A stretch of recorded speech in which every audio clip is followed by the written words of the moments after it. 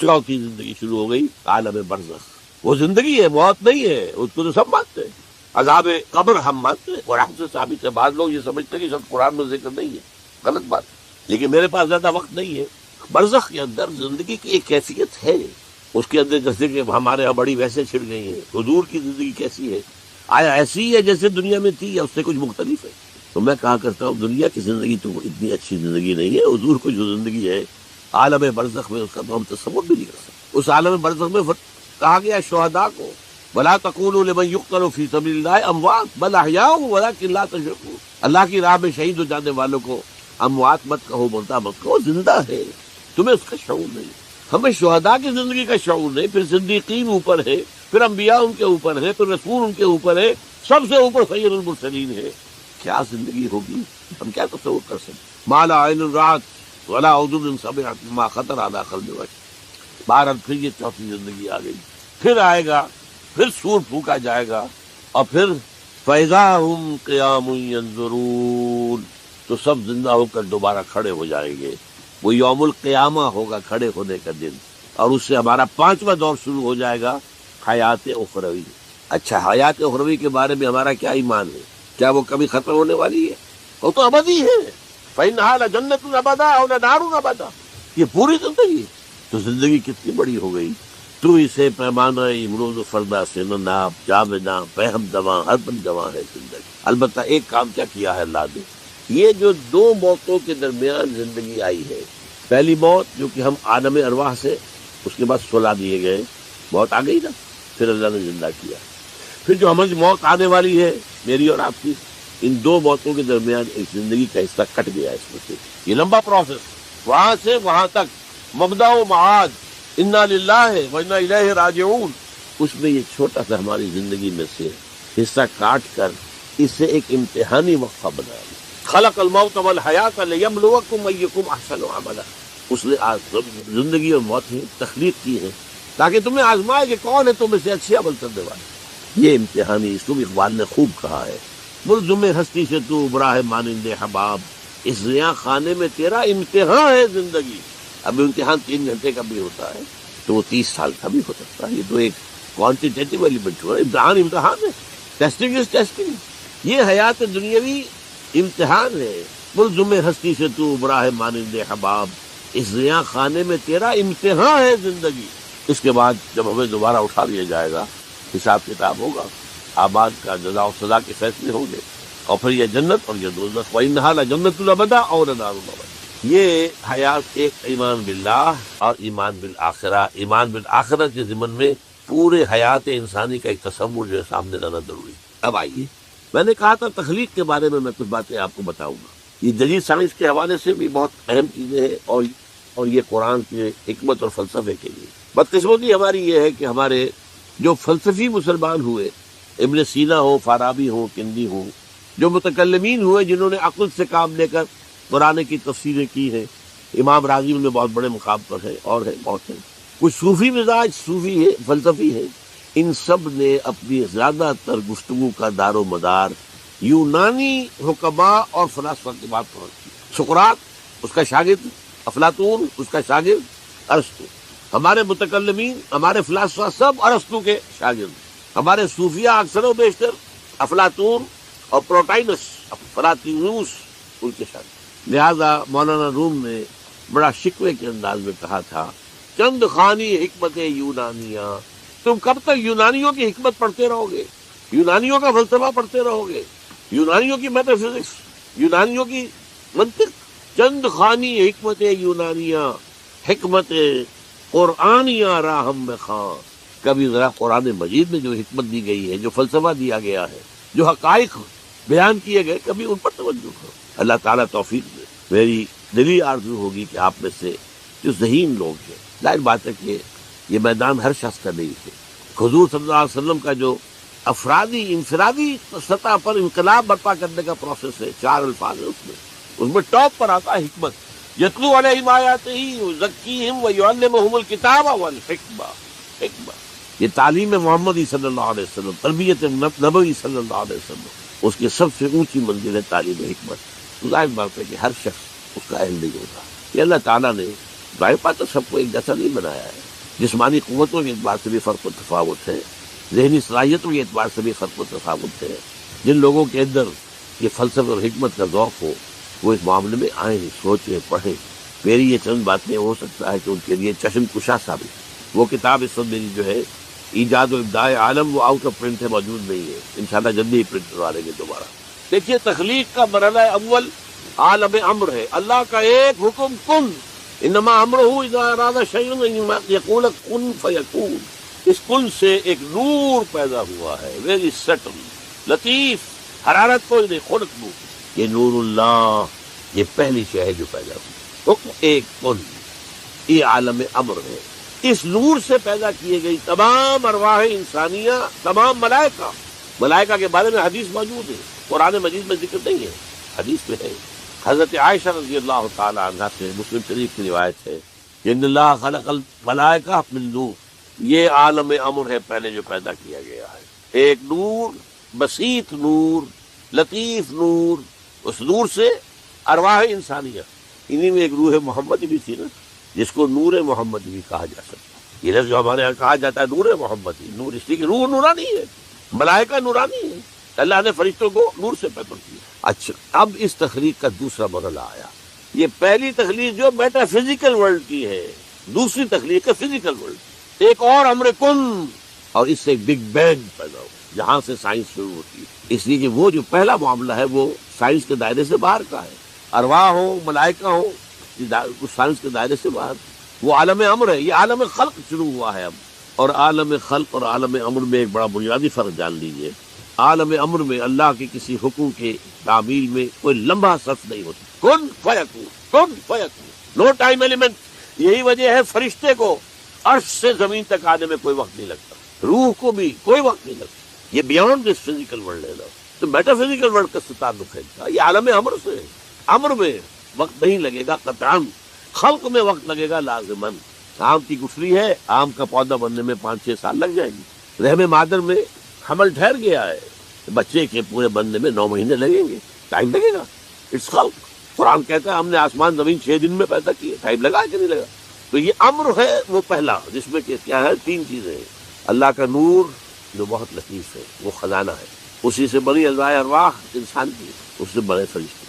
اور چوتھی چیز نوٹ کیجیے، وہی بھی عالم امر سے متعلق ہے، اس لیے کہ وہ ایک کمیونیکیشن ہے بٹوین روح انسانی یا روح نبوی اور روح القدس۔ جبرائیل کون ہے؟ فرشتہ۔ روح محمدی، یہ بھی نوری، وہ بھی نوری، یہ ان دونوں کا کمیونیکیشن ہے وہی، لہذا اس کا تعلق بھی عالم خلق سے نہیں ہے، عالم امر۔ بہت پیارا شعر کہیں کہا ہے، کس کیفیت میں کہا ہے میں نہیں سمجھ سکتا۔ نغمہ وہی ہے نغمہ کہ جس کو روح سنے اور روح سنا ہے، روح محمدی نے سنا ہے، اس کان سے نہیں سنا انہوں نے، نوٹ کر دیجیے، کبھی پڑھیے حقیقت وہی نامی کتاب مولانا سعید احمد اکبر آبادی کی، وہی کی حقیقت کیا ہے، وہی براہ راست قلب پر جاتی ہے، اس کان کے واسطے سے نہیں جاتی۔ یہ کان عالم خلق کا ہے، قلب عالم امر کی شے ہے، روح کا مسکن ہے، وہاں روح ہے، روح محمدی۔ فَإِنَّهُ نَزَّلَهُ عَلَىٰ قَلْبِكَ، اس کو اے نبی اتارا ہے اس فرشتے نے آپ کے دل۔ عبادت کرو خالصتاً اللہ۔ عبادت کے 2 اجزاء لازم، اطاعت کلی، absolute obedience, total obedience, without any reservation, without any exception, کوئی استثناءات نہ ہو۔ زندگی کا ہر گوشہ، زندگی کا ہر پہلو، ظاہری ہو، باطنی ہو، داخلی ہو، خارجی ہو، انفرادی ہو، اجتماعی ہو، عائلی ہو، قومی ہو، سیاسی ہو، ہر اعتبار سے اللہ کی اطاعت، اور یہ اطاعت ہو اللہ کی محبت کے جذبے سے سرشار ہو کر، اور ان دونوں چیزوں میں اللہ کے ساتھ نظری طور پر، ثانوی طور پر، عملاً اولاً محبت رسول اور اطاعت رسول شامل۔ 3 چیزیں ضمنی ہیں، اور یہ ضمنی چیزیں ایکسکلوسیو اللہ کے لیے، خالص اللہ کے، یہ رسول کے لیے نہیں۔ نمبر 1، تعظیم کے کچھ مظاہر ہیں، سجدہ کرنا، قنوت، تعظیماً کسی کے سامنے کھڑے ہونا، ہاتھ باندھ کر، کندھے جھکا کر، یہ قنوت کہلاتا ہے۔ کھڑے ہونا تعظیماً، جھکنا تعظیماً، جس میں رکوع بھی ہے، سجدہ بھی ہے، مطلقاً حرام کسی کے لیے، یہ صرف یہ مینیفیسٹیشنز ہیں اس کی عبادت کا مظہر۔ تقوموا للہ قانتین، اللہ کے سامنے کھڑے رہا کرو، سجدہ کرو، یہ اللہ کے سوا کسی کو۔ نمبر 2، دعا صرف اللہ، نہ کسی نبی سے، نہ کسی رسول سے، نہ کسی فرشتے سے، نہ کسی اولیاء اللہ سے، نہ کسی بزرگ شخصیت سے، کسی سے لا تدعو مع اللہ احد، رسول سے بھی۔ اب اس میں کئی الفاظ نوٹ کر لیجئے، استدعاء، استغاثہ، استمداد، استعانت، وہی مطلب ہے استنصار، صرف ہاں مادی قوانین کے تحت فزیکل ورلڈ میں ہم مدد مانگ سکتے ہیں، ذرا مجھے گلاس پانی لا دیجئے، مجھے ذرا یہ کر دیجئے، معلوم ہے پانی ہے، یہ جائے گا لے آئے گا، لیکن بالغیب مدد کسی سے مانگنا، استغاثہ کسی سے کرنا، استعانت کسی سے کرنا حرام ہے، عبادت کو زیرو سے ضرب دے کر زیرو کر دے۔ نمبر 3، اخلاص و احتساب، صرف جو نیک کام کرے صرف اس کی خوشنودی کے، یہاں تک کہ حضور کے سامنے ایک صحابی ایسے ہی محاورے میں رواں روی میں کہہ بیٹھے ما شاء اللہ و ما شئت، جو آپ چاہیں اور اللہ چاہے، فوراً ڈانٹ دیا اجعلتنی للہ ندًا، تم نے مجھے اللہ کا مد مقابل بنا دیا، مشیت صرف اس کی، وما تشاءون الا ان یشاء اللہ، کوئی نیک کام سوائے اس کی رضا جوئی کے لیے اگر کسی اور کے لیے کیا گیا، ریا ہے، سمعہ ہے، دکھاوے کے لیے ہے، شہرت کے لیے ہے، دنیا کمانے کے لیے ہے، لیڈری چمکانے کے لیے ہے، اقتدار حاصل کرنے کے لیے ہے، کوئی بھی اور مقصد اگر شامل ہوا، زیرو سے ضرب کھا کر پوری عبادت زیرو ہو جائے۔ احتساب، بدلے کی توقع صرف اللہ، یہ لفظ آپ خاص طور پر سنتے رہے ہوں گے ان دنوں بہت، من صام رمضان ایمانا واحتسابا غفر له ما تقدم من ذنبه ومن قام رمضان ایمانا واحتسابا غفر له ما تقدم من ذنبه ومن قام ليلة القدر ایمانا واحتسابا، ایمان کے ساتھ احتساب کیوں آ رہا ہے؟ اس کا اجر و ثواب سوائے اللہ سے اور کسی سے توقع نہ۔ یہ 5 چیزیں ہیں، جہاں تک اطاعت کا تعلق ہے اس میں ایک ایکسیپشن نوٹ کر لیجیے، کہیں کسی وقت نسیان سے، خطا سے یا جذبات کے طوفان میں آ کر کوئی غلط حرکت کر بیٹھا لیکن فوراً توبہ، یہ مستثنا ہے۔ میں نے 3 الفاظ کہے، خطا، آپ نہیں سمجھتے تھے کہ جو میں کرنے چلا ہوں یہ ڈس اوبیڈینس ہے، آپ کو پتہ ہی نہیں تھا، خطا ہو گئی، نسیان بھول گئے، ایک وقت ایسا ہے کہ آدمی کے اوپر غفلت کا ایک پردہ پڑ جاتا، حضور خود فرماتے انہ لیغان علی قلبی وانی لاستغفر اللہ فی کل یوم 70 مرہ، میرے دل پر بھی کبھی کبھی حجاب سے آ جاتا ہے، میں روزانہ 70 مرتبہ استغفار کرتا ہوتا، تو ہم اپنے حجابات پر حضور کے حجاب کو قیاس نہیں کر سکتے، کہ نسبت خاک ربا عالم پاک، وہ کوئی اور شے ہے، یہ کوئی اور شے ہے، لیکن یہ کہ ہمارے پردہ تو پڑتا ہے، اس میں کوئی غلط حرکت سرزد ہو گئی، یا نمبر 3 جذبات کا کوئی ہیجان تھا جس نے کہ اوور پاور کر دیا، انسان کی قوت ارادی کو معطل کر دیا، کوئی غلط حرکت سرزد ہو گئی، لیکن پھر توبہ فوراً، انما التوبۃ علی اللہ للذین یعملون السوء بجہالۃ ثم یتوبون من قریب، جیسے ہی طوفان گزرا فوراً پوچھنا ہے یہ مجھ سے کیا ہو، لا الہ الا انت سبحانک انی کنت من الظالمین، ربنا ظلمنا انفسنا وان لم تغفر لنا وترحمنا لنکونن من الخاسرین وان لم تغفر لی وترحمنی لاکونن من الخاسرین۔ اب یہ دعا رہے، گڑ گڑا کر اللہ معاف کر دے، it will be written off, it will be expand, محو کر دیا جائے، یکفر عنہ سیئاتہ، اس کے معنی یہی ہے۔ ہاں اس کے برعکس اگر گناہ بھی جان بوجھ کر مستقلاً کرتے رہے، ایک باقی ساری 99% عبادت ہو رہی ہے، ایک حرام شے کو اپنے لیے حلال ٹھہرا لیا، شعوری طور پر، ارادی طور پر مداومت کے ساتھ اس کے اوپر ڈیرے جما لیے، وہ ایک گناہ جو ہے وہ پوری عبادت کو زیرو سے ضرب دے کر زیرو کر دے گا، اور خلود فی النار، آگ میں ہمیشہ رہنے کی وعید۔ بلا من کسب سیئۃ واحاطت بہ خطیئتہ فاولئک اصحاب النار هم فیہا خالدون۔ ان پوائنٹس کو اچھی طرح نوٹ کیجیے، خطا میں فرق ہے، گناہ میں فرق ہے، ایک گناہ غیر شعوری طور پر ہو گیا، خطا سے ہو گیا، نسیان سے ہو گیا، وقتی طوفان جذبات کا، کسی ایسی محفل میں تھے، مجلس میں تھے، ہو گئے، غلطی ہو گئی، فوراً متنبہ ہو گئے، فوراً۔ اور جیسے کہ آدمی، مجھے اچھی طرح یاد ہے ایک مرتبہ، اور میں بھولتا نہیں اس واقعے کو، میں میڈیکل کالج میں پڑھ رہا تھا، تو ایک سائیکل پر جا رہا تھا کالج، اور سلپری تھی روڈ، جب سائیکل سلپ کرتی ہے تو پتہ نہیں چلتا میں کب گرا ہوں، لیکن مجھے پتا اس وقت چلا جب اٹھ چکا تھا، جب میں گرا تھا، کیونکہ آدمی وہ کھڑا نہیں رہتا، فوراً اٹھتا، یہ جو ہے فوراً اٹھنا، ثم یتوبون من قریب، یہ بھی بعد میں معلوم ہوتا ہے کہ میں گرا تھا، جبکہ اٹھ چکا ہوتا ہے، اتنا انسٹنٹینیس ہوتا ہے، یہ ہے یتوبون من قریب، اور اس کو اللہ نے اپنے ذمے انما التوبۃ علی اللہ، اللہ کے ذمے ہے یہ کہ وہ ایسے شخص کی توبہ قبول کرے۔ انما التوبۃ علی اللہ للذین یعملون السوء بجہالۃ ثم یتوبون من قریب۔ بہرحال یہ ایک اس کی ضمنی بات تھی کہ اطاعت کلی کے ضمن میں ان دونوں چیزوں کو ذہن میں رکھیے، گناہ کا ہو جانا، کل بنی آدم خطاؤون وخیر الخطائین التوابون، التائب من الذنب کمن لا ذنب لہ۔ بہت اس میں ہمارے لیے پر امید باتیں کہی گئی۔ اللہ کو اپنے گناہگار بندے کی توبہ سے اتنی ہی خوشی ہوتی ہے جتنی کہ اس شخص کو ہوئی جو ایک صحرا میں سفر کر رہا تھا، ایک ہی اونٹ تھا، اسی پر اس کا پانی تھا، اسی پر اس کا راشن تھا، تھوڑی دیر کے لیے سستانے کو لیٹا، آنکھ کھلی تو اونٹ کھائی، دوڑ رہا ہے مشرق میں، مغرب میں، شمال میں، جنوب میں، تھک ہار کر بیٹھ گیا ہے۔ اب وہ موت کا انتظار کر رہا ہے، نہ پانی ہے، نہ کوئی غذا ہے، نہ کوئی سواری ہے کہ اس صحرا لقدق صحرا سے نکل سکے۔ اچانک دیکھتا ہے کہ وہ تو کھڑا ہے، موجود ہے، تو اسے اتنی خوشی ہوتی ہے کہ وہ کہتا ہے اللہ تو میرا بندہ، میں تیرا رب۔ کہنا یہ چاہتا تھا اللہ تو میرا رب، میں تیرا بندہ، لیکن اتنا مغلوب ہو گیا ہے اس وقت جذبات میں خوشی کے کہ کہہ یہ بیٹھا کہ اللہ تو میرا بندہ، میں تیرا رب۔ اتنی خوشی ہوتی ہے اللہ کو اپنے کسی گناہگار بندے کی توبہ سے۔ تو یہ وہ ہے وہ مسئلہ، عارضی، فوری، لا علمی، جہالت، طوفان یا کسی ماحول کے فوری اثر کے تحت کوئی غلطی ہو گئی، فوراً توبہ۔ لیکن یہ کہ اگر جان بوجھ کر کانشس ڈیسیژن ایک حرام شے کو بھی اگر مستقلاً اختیار کر لیا، ولا من کسب سیئۃ واحاطت بہ خطیئتہ فاولئک اصحاب النار هم فیہا۔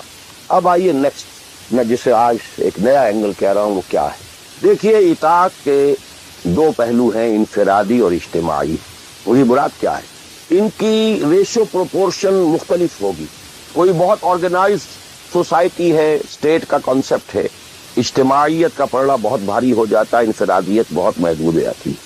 کوئی بڑی پریمیٹو سی سوسائٹی ہے، آرگنائزڈ اسٹیٹ نہیں ہے، تو انفرادیت کا دائرہ وسیع ہوتا ہے، اجتماعیت محدود ہوتی ہے، ان ویریس پروپورشنز۔ لیکن پہلے ان کو آئیڈینٹیفائی کیجئے، اس سے میری مراد کیا ہے۔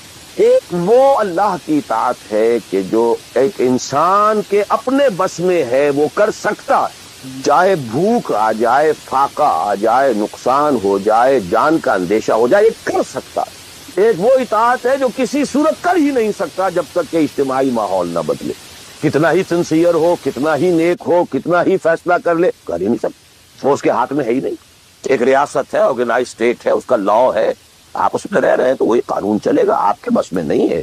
تو آپ کا بیٹا فرض کیجئے خدا نہ خواستہ زنا کرے تو آپ سے رجم نہیں کر سکتے، چاہے آپ کا بیٹا ہے، یہ نو پاور، نو اتھارٹی۔ آپ کا اپنا بیٹا اپنی بیٹی چوری کر لے، آپ ہاتھ نہیں کاٹ سکتے۔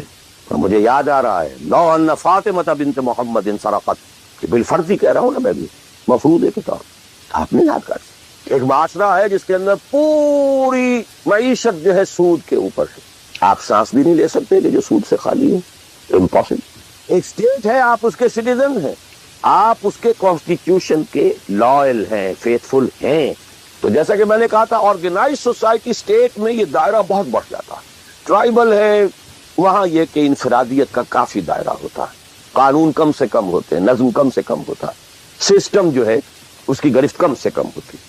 اب دیکھیے دو حیثیتیں دنیا میں ممکن ہیں، ایک انتہائی خوش بختی کی، انتہائی خوش قسمتی کی کہ ایک انسان ایک ایسے ماحول میں پیدا ہو گیا ہے، یا وہ ہجرت کر کے ایسے ماحول میں چلا گیا ہے جہاں ٹوٹل دین غالب ہے، دین قائم ہے، نظام ہے دین کا، حکومت ہے اللہ کی۔ وہاں جا کر انسان کتنا how at ease he will feel, no friction۔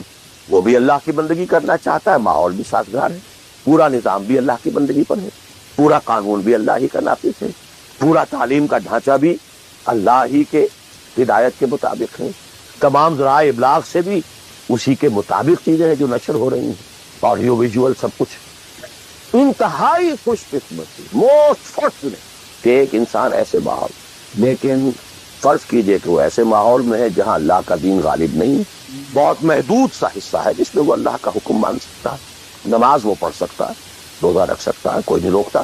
اسرائیل میں بھی جا کے پڑھ لیجئے نماز اور روزہ، امریکہ میں کر لیجئے، بھارت میں کر لیجئے، کسی روکنا نو وے۔ لیکن باقی ویرینگ ڈگریز میں ہوگا یہ کہ زندگی کا 75%، 80%، 50%، 60% وہ باطل کے قبضے میں، تو وہ بھی تو 50% 60% کافر ہے. Is a part and parcel of that environment of that system. قرآن کے تینوں فتوے اس پر بھی تو لگ رہے ہیں. وَمَن لَّمْ يَحْكُم بِمَا أَنزَلَ اللَّهُ فَأُولَٰئِكَ هُمُ الْكَافِرُونَ وَمَن لَّمْ يَحْكُم بِمَا أَنزَلَ اللَّهُ فَأُولَٰئِكَ هُمُ الْفَاسِقُونَ وَمَن لَّمْ يَحْكُم بِمَا أَنزَلَ اللَّهُ فَأُولَٰئِكَ هُمُ الظَّالِمُونَ. وہی ظالم ہے, اور ظالم سے مراد مشرک. ان الشرک لظلم عظیم. وہی کافر ہے. بتوں سے تجھ کو امید ہے, خدا سے نو امیدی. مجھے بتا تو صحیح اور کافری کیا ہے. وہ کہتے کس ہے؟ وہی تو فاسق ہے, ناہنجار ہے, باغی ہے. ویئرنگ ڈگریز کے اندر جتنا بھی اس نظام کی گرفت ہے, اس گرفت میں ہر وہ شخص کافر اور ظالم اور مشرک ہے جو اس ماحول میں رہ رہا ہے. ان دونوں حالتوں میں دین کے تقاضے بالکل ایک دوسرے کے برعکس ہو جاتے ہیں. اب یہ پوائنٹ ہے جو میں چاہتا ہوں آج, I want to hammer it. اگر آپ خلافت راستہ کے دوران پیدا ہو گئے ہوتے, موسٹ فارچونیٹ, موسٹ ایزی. دین قائم ہے, اللہ کے احکام جاری ہیں, سارا نظام وہی ہے. دی ہول اسٹیٹ کرافٹ وہ اسلام کی بنیاد پر کام کر رہا ہے. آپ ایک سٹیزن ہیں, آپ کے لیے تقرب بالنوافل کے درجے کھلے. فرض تو پورے ہیں یہاں. نفل نماز پڑھیے, نفل علم حاصل کیجئے, نفل روزے رکھتے چلے جائیے, نفلی چلے کیجئے, جو چاہو کیجئے. تقرب بالنوافل. اور اس تقرب بالنوافل کا درجہ یہاں تک اونچا ہو سکتا ہے, فَيَتَقَرَّبُ إِلَيَّ عَبْدِي بِالنَّوَافِلِ حَتَّى أَكُونَ.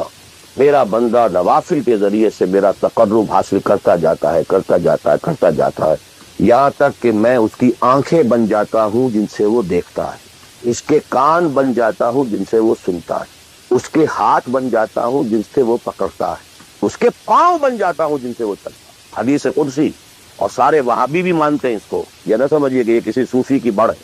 حدیث صحیح عند کل المحدثین.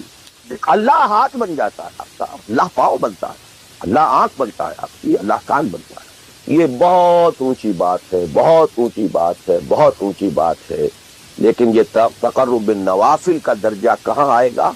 جہاں آپ ایک اسلامی نظام کے تحت سانس لے رہے. جہاں وہ اسلامی نظام نہیں ہے, پہلا فرض تن من دھن اس نظام کو بدلنے کے لیے لگا دینا.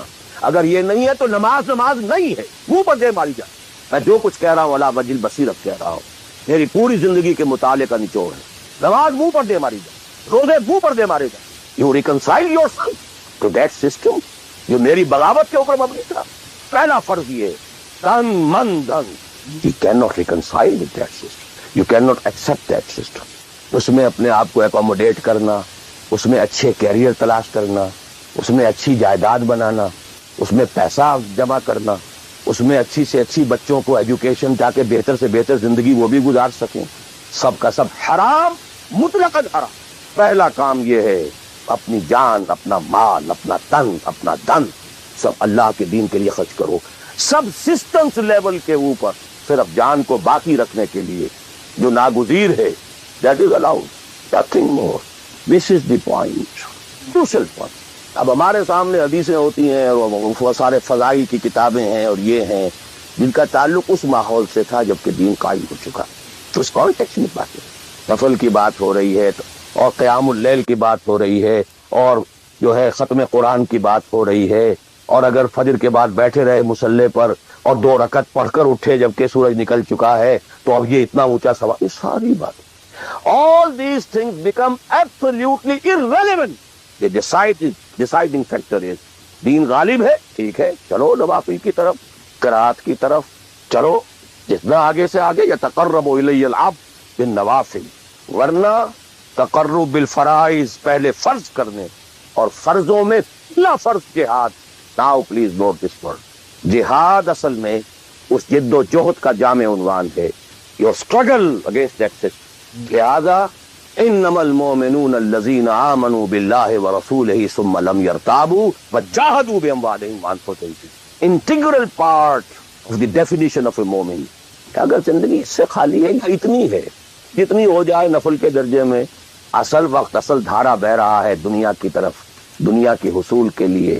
جتنا پھیل سکیں, جتنا پھل سکیں, جتنا پھول سکیں, جتنی جڑیں گہری جما سکیں, جتنا کچھ اولاد کے لیے چھوڑ کر مر سکیں, جتنا اولاد کو زیادہ سے زیادہ دنیا کی سہولتیں دینے حاصل کرنے کے قابل بنا کر جا سکیں, ساری تو توانائیاں اور ساری قوتیں اور ساری صلاحیتیں اور سارے اوقات تو کپے ہوئے اس میں. اچھا کوئی تھوڑا سا دین کا کام بھی, آخر دھوکہ تو اپنے آپ کو دینا ہی ہے نا. قسمت فروش عورتیں بھی تو کالے کپڑے پہن کے جلوس میں نکلتی ہیں تازیوں کے اور سبیلیں لگاتی ہیں اور مسجدیں بناتی ہیں. Why to deceive themselves؟ ڈاکو لوگ نہایت سفاک یتیموں اور بیواؤں کی سرپرستی کرتے تھے. ہمارے معاشرے میں جو بستہ الف بستہ بے کے غنڈے ہوتے ہیں ان کے ہاں بھی نیکی کا پن کا خیر کا کھاتا ہوتا ہے. اسی طرح کچھ مذہبی ایکٹیویٹی ہے. اصل ہے یہ کس ماحول میں رہ رہے. بہت خوش قسمت ہوتا میں اور آپ. پھر آپ اچھے سے اچھا پہنتے کوئی اعتراض نہیں, اچھے سے اچھا کھاتے. قل من حرم زینۃ اللہ التی اخرج لعبادہ والطیبات من الرزق. خلافت راشدہ میں آپ رہ رہے ہیں, آپ حلال ذریعے سے کما رہے ہیں, تو بہت اچھا کھائیے, بہت اچھا پہنیے. بلکہ اللہ چاہتا ہے کہ اس کی نعمت جو اس نے تمہیں دی ہے وہ تم پر ظاہر ہو. لیکن پلیز نوٹ دی کانٹیکسٹ. دین مغلوب ہو اور آپ اچھا پہننے اور اچھے کھانے کی فکر میں ہو. مجھے جملہ یاد آ رہا ہے حضرت ابو بکر کا رضی اللہ تعالی عنہ. تھوڑا سا مسئلہ ہوا تھا کہ لوگوں نے کہا کہ زکوٰۃ ہم دیں گے لیکن زکوٰۃ ریاست کو نہیں دیں گے, اپنے طور پر خرچ. حضرت ابو بکر نے فیصلہ کیا ان کے خلاف جنگ کا. حضرت عمر جیسی شخصیت بھی مشورہ دے رہی ہے کہ دیکھیں نہیں, 2 فرنٹ پہلے ہم نے کھولے ہوئے ہیں. جیش اسامہ کو بھی آپ نے روکا نہیں, جائے حضور نے تیار کیا تھا. پھر جو مرتدی ہو گئے کسی اور کو نبی مان لیا, ان کے خلاف جنگ کرنی ہی کرنی ہے. لیکن یہ تو صرف نماز بھی پڑھ رہے ہیں اور یہ زکوٰۃ کا بھی انکار نہیں کر رہے, صرف ہمیں نہیں دے رہے ہیں. تو ان کے ساتھ ذرا مصلحت کا تقاضا یہ ہے کہ نرمی کی جائے. بڑے پیارے الفاظ تھے. ایبدل الدین وانا حی, کیا دین میں تغیر کیا جائے گا جبکہ ابھی میں زندہ ہوں؟ خدا کی قسم اگر یہ حضور کے زمانے میں زکوٰۃ کے اونٹوں کے ساتھ ان کے باندھنے والی رسی بھی دیتے تھے, اور اب اگر یہ کہیں گے کہ اونٹ لے جاؤ رسی نہیں دیں گے, تب بھی میں قتال کروں گا, اور خدا کی قسم کوئی میرا ساتھ نہیں دے گا تو میں اکیلا جاؤں. اور اے عمر تمہیں کیا ہو گیا, تم جاہلیت میں تو بڑے سخت, اسلام میں نرم ہو گئے. یہ ڈانٹ ابو بکر پلا رہے ہیں عمر کو رضی اللہ تعالیٰ عنہ. تو اچھی طرح جان لیجیے, میں نہیں کہہ سکتا کہ میں کس طریقے سے اس کو بیان کروں, کیسے ٹھوک ٹھوک کر آپ کے ذہنوں میں اتار. یہ ہے اصل شے.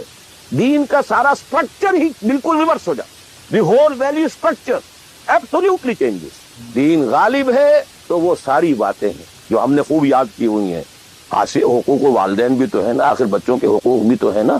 یہ حقوق والدین جو ہے ان مہاجرین کو یاد نہیں آئے جو اپنے ماں باپ کو چھوڑ کر مدینے پہنچ گئے تھے. یہ اولاد کے حقوق انہیں یاد نہیں آئے, بیویوں کے حقوق یاد نہیں آئے. وہ تو فینیٹسٹ تھے نا, پاگل تھے. مدینے کے منافقین نے انہیں صفحاء کہا تھا, بے وقوف لوگ ہیں یہ. انؤمن کما آمن الصفحاء, these fools, these fanatics. یہ ساری حدیثیں آپ کو یاد ہیں.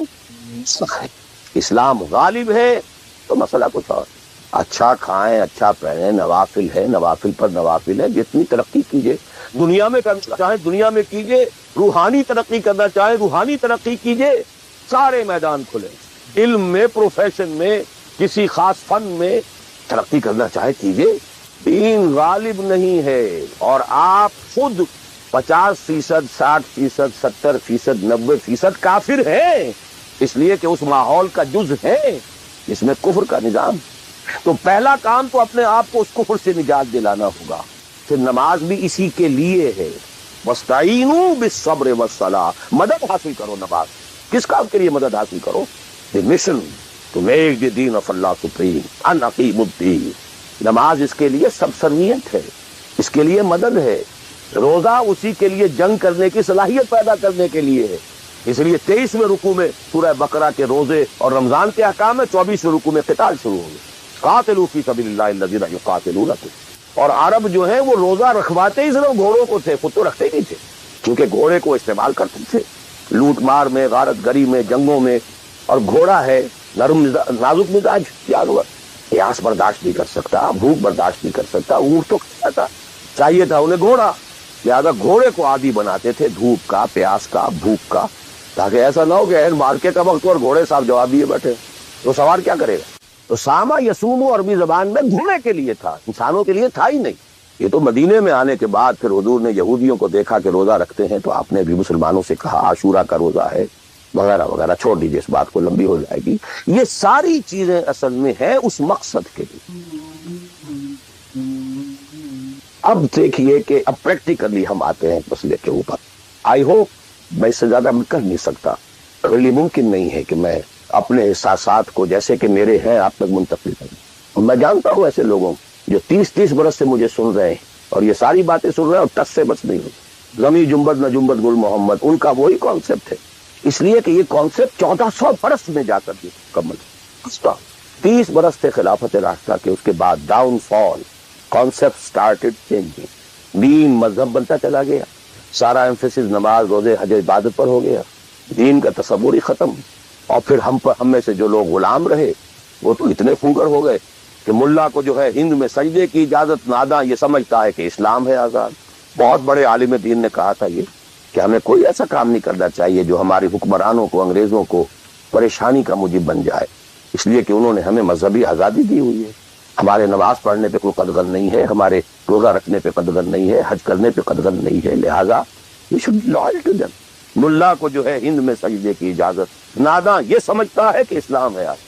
یہ کانسیپٹ اتنے پختہ ہو چکے ہیں، اتنے پختہ ہو چکے، ریچولزم، رسومات، رہ گئی رسم ازاں روح بلالی نہ رہی، فلسفہ رہ گیا تلقین غزالی نہ رہی، نماز و روزہ و قربانی و حج یہ سب باقی ہیں، وہ باقی نہیں، نمازیں بھی ہیں، روزے بھی ہیں، تراویح بھی ہم نے پڑھی ہے، اب موسم آ رہا، عید الاضحیٰ بھی ہوگی، قربانی بھی ہوگی، حج کے لیے بھی جائیں گے، لیکن دنیا پر کوئی اثر اس کا، 30 لاکھ آدمی حج کر کے آئیں گے، معاشرے پر کوئی زیرو کے برابر بھی کوئی اثر ہے، جو خود کا جا کر کے آتے ہیں ان پر کوئی اثر ہوتا ہے، جیسے گئے ویسے آئے، الٹا یہ کہ یہ اور کانفیڈنس لے آئے کہ پچھلے سارے گناہ معاف ہو گئے، اب اثر نو کرنے کی چھوٹ ہے، اس لیے مجھے اب میں اپنا 33 سال کا تجربہ آپ کو بتایا، اصل ڈیسائسو پارٹی اس کو سمجھ لیں اگر تو آپ کا پورا تصور بدل جائے گا، ویلیو اسٹرکچر بدل جائے گا، لیکن نہیں تو پھر جو بھی ہے وہ ہے۔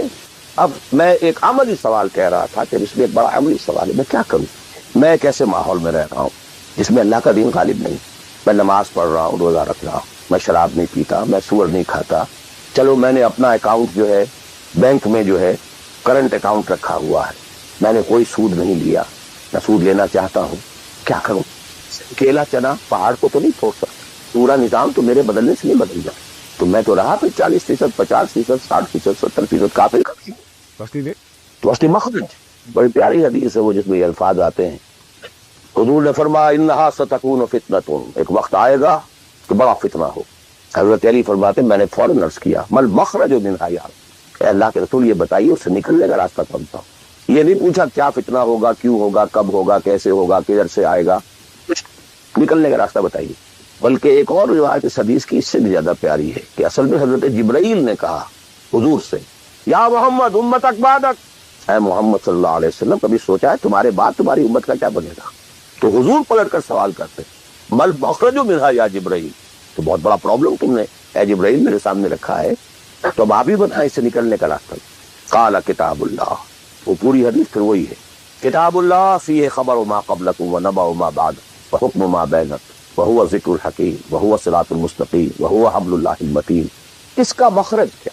یہ ہے اصل میں میرے اور اگر تو یہ بات سمجھ میں آتی، اس کے لیے تصور سمجھ لیجئے، ہمارے دین میں کفارے کا ایک تصور، آپ نے روزہ توڑ دیا وہ تو ٹوٹ گیا، کیا جڑ تو نہیں سکتا، کب اشکوں سے جڑ سکتا ہے، جو ٹوٹ گیا سو ٹوٹ گیا، ہوتی ہو کہ شیشہ جام کے بلٹ، جو ٹوٹ گیا سو ٹوٹ گیا، تم ناحق ٹکڑے چن چن کر دامن میں چھپائے بیٹھے ہو، شیشوں کا مسیحا کوئی نہیں، کیا آس لگائے بیٹھے، وہ تو لیکن اس کا کفارہ دے دیا، کفارہ ہے، قسم کھائی تھی یہ نہیں ہے کہ اب توڑ نہیں سکتے، غلط کھا بیٹھے توڑو، کفارہ۔ آج میں اس لفظ کفارہ کے حوالے سے آپ کے سامنے وہ بات کرتا ہوں۔ اب مجھے اللہ نے پیدا کر دیا اس دور میں، کسی کو ہندوستان میں پیدا کیا ہے، کسی کو انگلستان میں کیا ہے، کسی کو امریکہ میں کیا ہے، کسی کو پاکستان میں کیا ہے، کچھ کو پاکستان پہنچا دیا ہے چاہے زبردستی چاہے اپنی مرضی سے، کسی کو یہاں پہنچا دیا ہے چاہے کسی بھی نیت اور کسی بھی ارادے سے، لیکن اب ہے کہیں ہے، کیا کریں؟ کوئی کفارہ ہونا چاہیے، کوئی مخرج ہونا چاہیے، بس یہی کفارہ ہے۔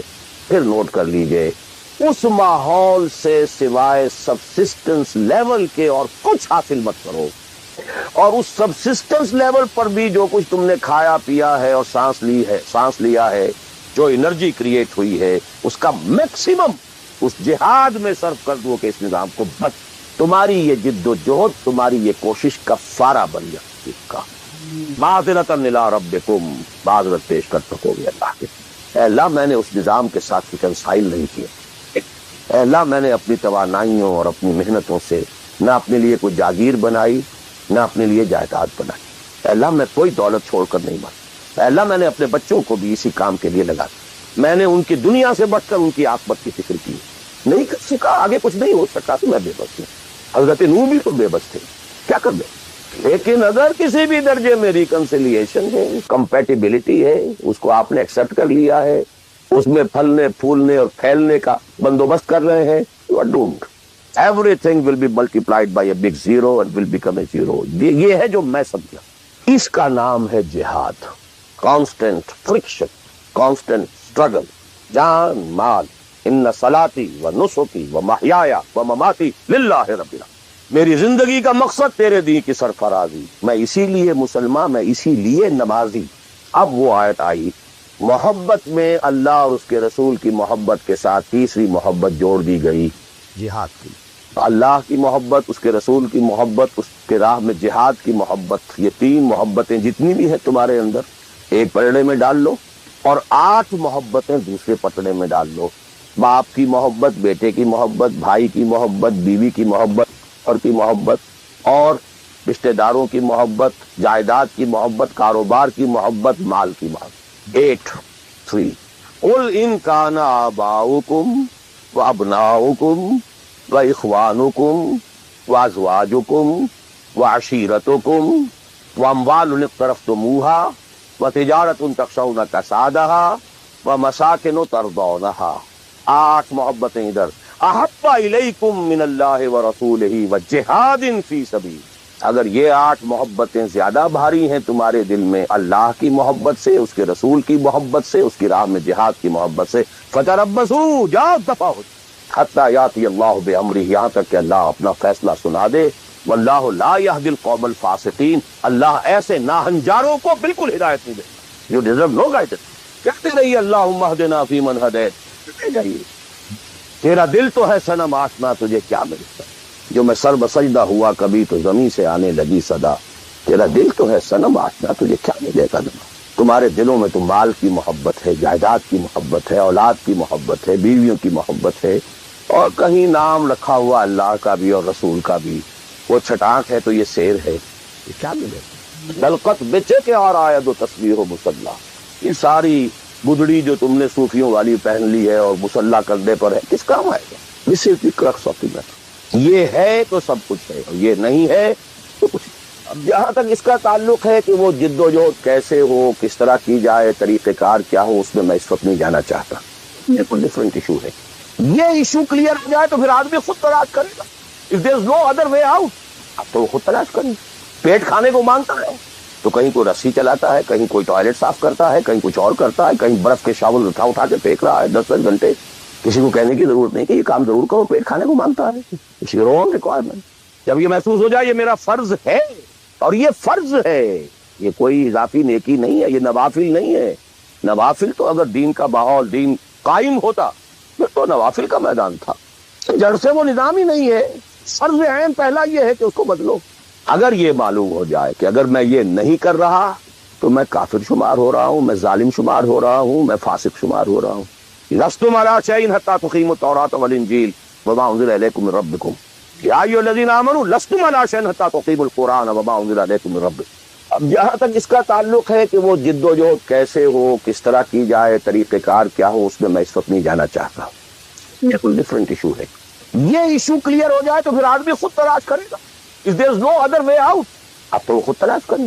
پیٹ کھانے کو مانگتا ہے تو کہیں کوئی رسی چلاتا ہے، کہیں کوئی ٹوائلٹ صاف کرتا ہے، کہیں کچھ اور کرتا ہے، کہیں برف کے شاول اٹھا کے پھینک رہا ہے 10 گھنٹے۔ کسی کو کہنے کی ضرورت نہیں کہ یہ کام ضرور کرو، پیٹ کھانے کو مانگتا ہے، اس کی رونگ ریکوائرمنٹ۔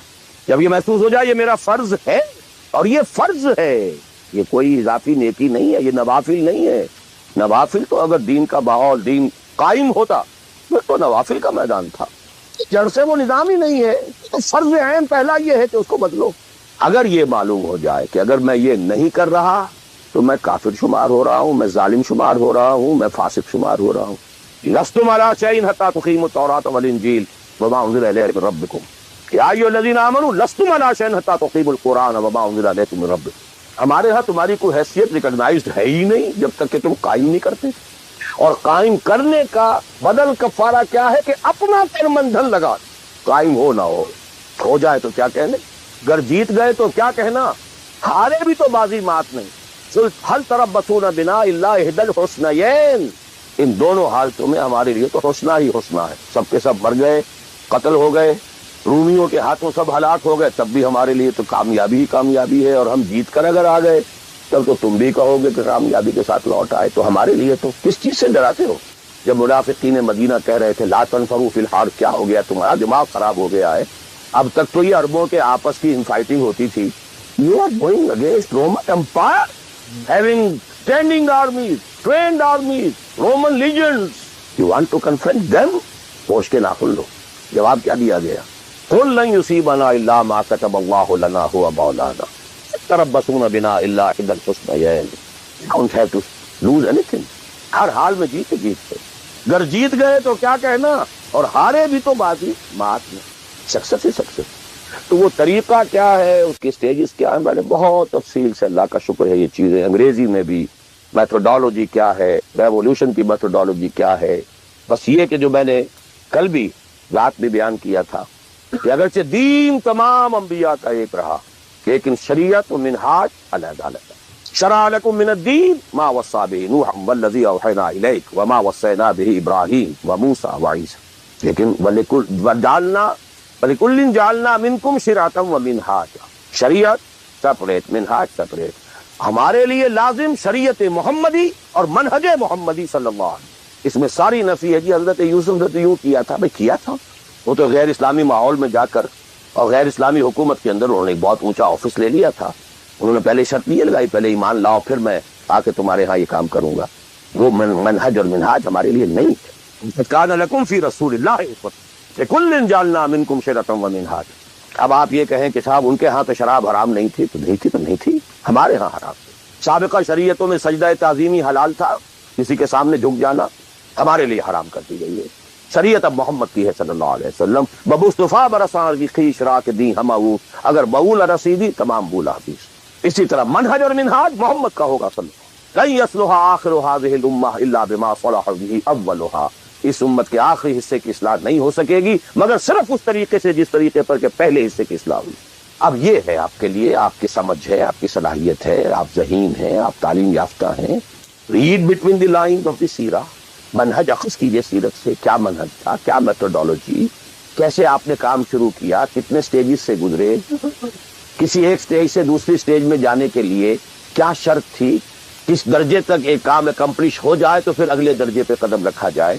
یہ ساری چیزیں وہ آپ کو ڈیڈیوس کرنی ہوں گی، انفر کرنی ہوں گی. اس کا استدلال کیجئے، استنباط کیجئے، استخراج کیجئے اور اس سے نکالیے. لیکن یہ کہ میں اس وقت اس تفصیل میں نہیں جا رہا، سوائے ان دو باتوں کے کہ نمبر ایک منہج، منہاج، میتھوڈالوجی لازماً سیرت محمدی سے لینی ہوگی صلی اللہ علیہ وسلم. اور دوسری بات، یہ کام ہرگز انفرادی طور پر نہیں ہو سکتا، اس کے لیے جماعت لازم. دھوکہ دیں گے اپنے آپ کو اگر سمجھتے ہیں کہ ہم یہ کام کر رہے ہیں. ہاں ایک آدمی ہے جماعت بنانے کی دھن میں لگا ہوا ہے، ابھی لوگ اس کے ساتھ نہیں آئے، وہ جماعت کے حکم میں. کان ابراہیم امتاً قانت، کل آ جائیں گے، پرسوں آ جائیں گے. کوئی وقت آئے گا کہ گئے دن کے تنہا تھا میں انجمن میں، یہاں میرے راستہ اور بھی ہے. آخر حضور کو بھی پہلے دن تو 4 ہی ملے تھے، خدیجہ الکبریٰ رضی اللہ تعالی عنہ، ابو بکر صدیق رضی اللہ تعالی عنہ، علی رضی اللہ تعالی عنہ، زید بن حارثہ رضی اللہ تعالی عنہ. 4 ہی تو ملے تھے، اور 10 برس میں جا کے بھی بمشکل 125 ملے تھے. ایسا نہیں تھا کہ ٹھٹ کے ٹھٹ لگ گئے ہوں اور ہزاروں اور لاکھوں آ گئے. In the 10th year after the beginning of Wahi, not more than 125, maximum 150 people were around it. لیکن جماعت، ید اللہ علی الجماع، علیکم بالجماع. اور اس میں حضرت عمر کا جو اثر ہے، اثر کو بھی ہم حدیث کہتے ہیں.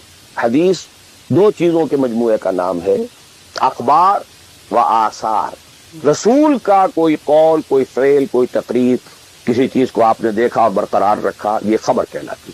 صحابی کا کوئی فعل، کوئی قول یا تقریر، یہ اثر کہلاتی. اخبار جمع آثار یہ حدیث. تو اصل ہے حضرت عمر کا رضی اللہ تعالی عنہ، لا اسلام الا بالجماع، ولا جماع الا بالامارہ، ولا امارہ الا بالسماع، ولا سماع الا بالطاعہ. کوئی اسلام نہیں بغیر جماعت، کوئی جماعت نہیں بغیر عمارت کے، کوئی عمارت نہیں جب تک کہ حکم سنا نہ جا رہا ہو، اور کوئی سماعت کے معنی نہیں جب تک کہ حکم مانا نہ. جماعت ایسوسیشن نہیں، انجمن نہیں، سوسائٹی نہیں، ادارہ نہیں. Institution is something else, association is something else, organization, party, حزب اللہ, حزب الشیطان. Clear cut polarization. This polarization take some time, وقت لگتا ہے. 10-15 سال میں جو خیر کا عنصر تھا پولرائز ہو کر حضور کی طرف آ گیا, جو شیطانی ایلیمنٹ تھا وہ دوسری طرف جمع ہو گئے. آئونائزیشن ہوئی ہے, پازیٹیو آئنز ایک طرف, نیگیٹو آئنز ایک طرف, جانے جانے. لیکن یہ کہ اب آئیڈینٹیفائی ہو گئے, اولئک حزب الشیطان, اولئک حزب اللہ. دس از دی پارٹی آف شیطان, دس از دی پارٹی آف اللہ. اور تیسری بات یہ اس جماعت کے ضمن میں, جماعت جو ہے جس میں کہ سم و طاعت ہو وہ جماعت ہے.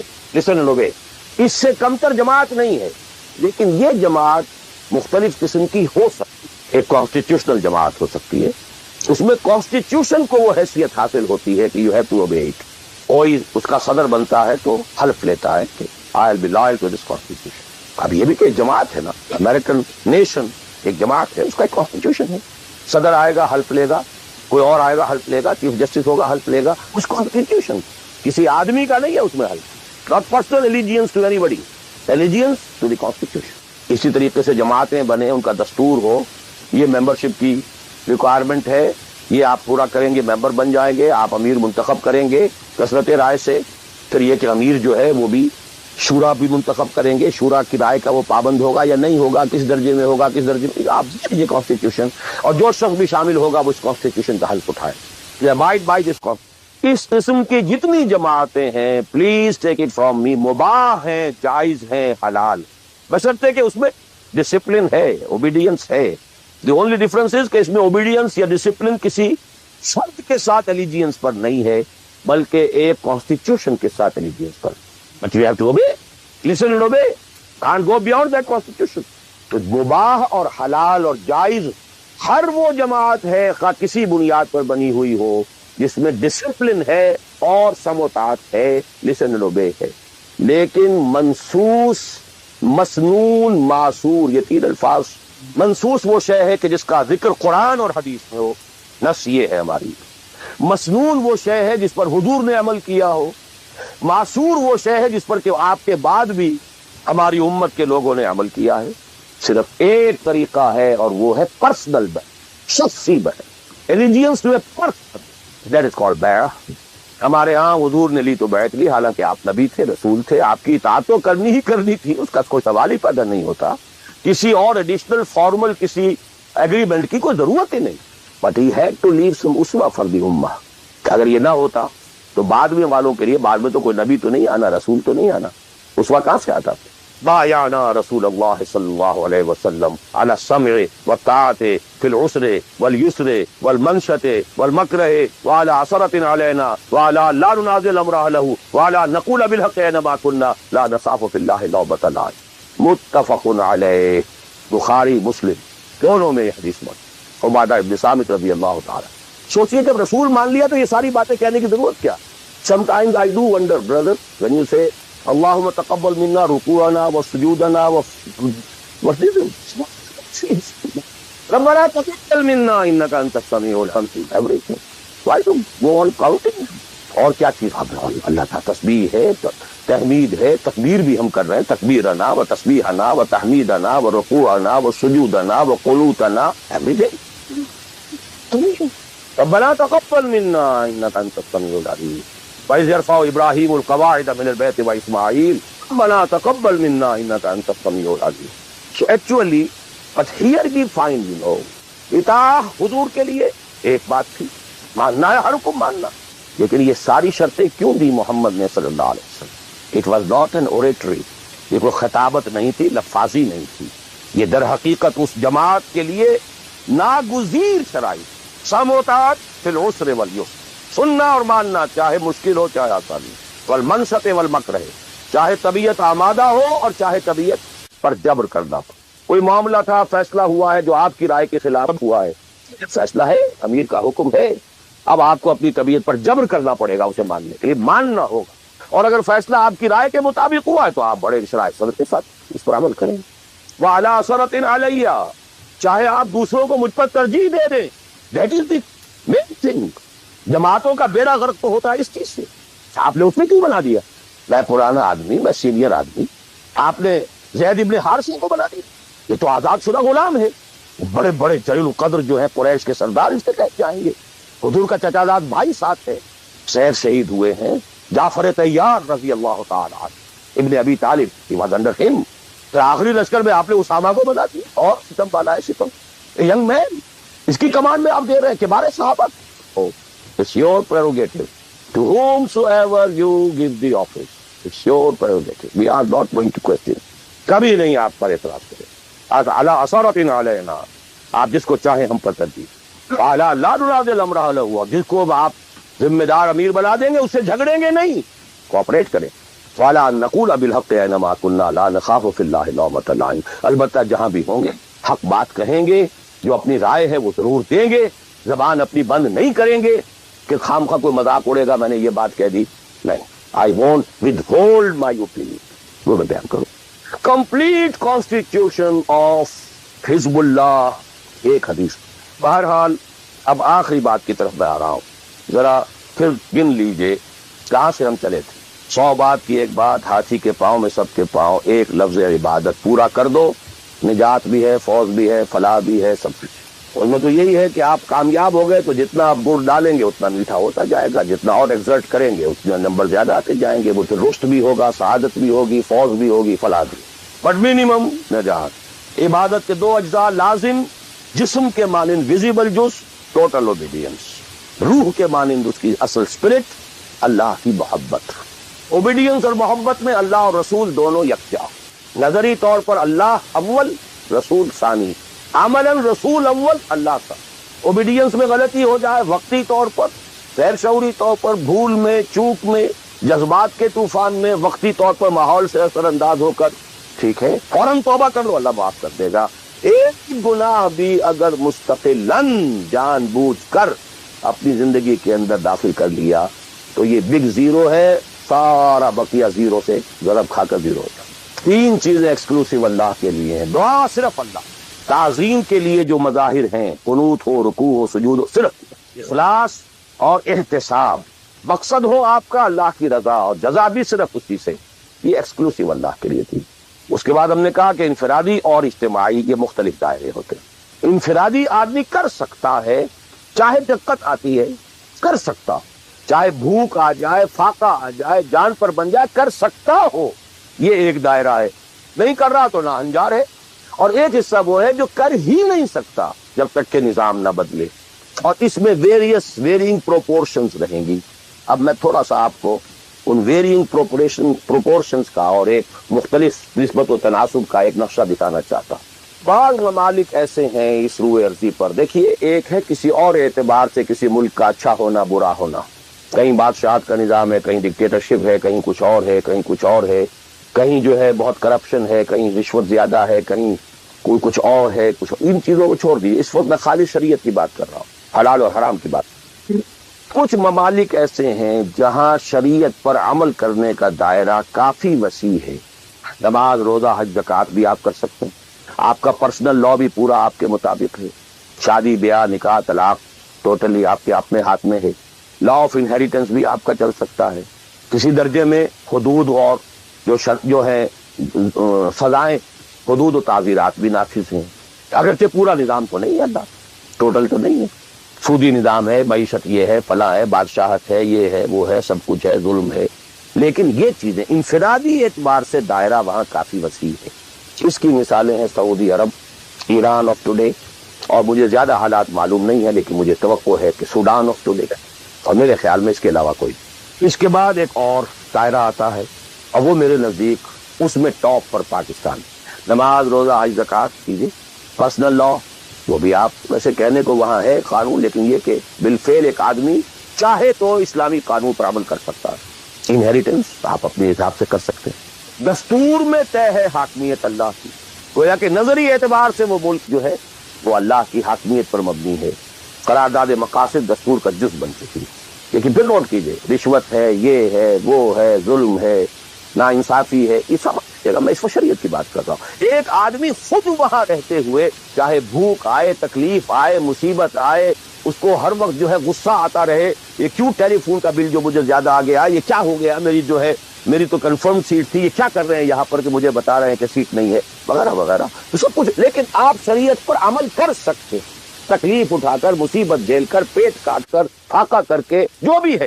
بڑا کاروبار نہیں کر سکتے، چھوٹا تو کر سکتے، جس میں نہ انکم ٹیکس کا معاملہ آئے گا، نہ کسی اور کی خباثت آئے گی، نہ کچھ اور ہوگا، کر تو سکتے ہیں، پیٹ پال سکتے ہیں. یہ ایک ملک ہے پاکستان. پھر یہ کہ نظری طور پر وہاں اگرچہ بل فیل نہیں ہے، نظری طور پر قرارداد مقاصد، ساورنٹی بلانگز ٹو اللہ. اب اس کے بعد وہ ملک آتے ہیں کہ جو خالص سیکولر، لیکن ان میں بھی میرے نزدیک ایک اعتبار سے بھارت بہت بہتر. مثلا یہ کہ دو ملکوں کو ذہن میں رکھ لیجئے، ایک امریکہ یا امریکہ کی طرح انگلستان اور فلانستان اور ایک بھارت سیکولر ہے. لیکن کم سے کم آج کی تاریخ تک مسلمانان نے، بھارت نے اپنا پرسنل لا محفوظ رکھا. I salute them in the face of maximum hardship. کٹر ہندو تلا ہوا ہے کہ یہ کامن سول کوڈ ہونا چاہیے. It's very logical. ان کی بات بڑی منطقی ہے. جب قوم آپ کہتے ہیں ایک ہے، آپ سارے جو ہے سیاسی حقوق وہی لینا چاہتے ہیں کہ جو ہندوؤں کو حاصل ہے، تو اگر قوم ایک ہے تو سیکولرزم کا تقاضا تو یہ ہے کہ کامن سول کوڈ ہونا چاہیے. Why this family law؟ وہاں کوئی عورت برقع لے سکتی، بلکہ میں سمجھتا ہوں کہ جتنی عورتیں برقعے میں ہندوستان میں آج نظر آ جائیں گی، دنیا میں کسی اور ملک میں نظر نہیں. گو اینڈ سی حیدرآباد دکن، پاکستان میں تو برقعے کا نام و نشان پڑا. ڈھونڈ اب اس کو چراغے رخ زیبا لے کر، وہ تو فرسودگی کی علامت تھی، غربت کی علامت تھی. بھارت اس میں سب سے اونچا ہے. نماز پڑھیے، روزے رکھیے، مسجدیں بنائیے، کچھ وہ فرکشن ہے، مشکل ہے. جینا وہی مشکل ہوتا ہے، مشکل جہاں آسان ہوتی ہے. بہرحال اس کے بعد لیسٹ جو ہے اس اعتبار سے وہ ممالک ہیں جن کا سر خیل امریکہ بہادر امریکہ شریف ہے. نماز روزہ کر لو، ناٹ ایون دی پرسنل لا. قرآن مجید میں پڑھ لیا کرو نکاح اور طلاق کے قوانین، دیٹس آل، نتھنگ ڈوئنگ. ثواب لے لیا کرو. تراویح میں سن لیا کرو.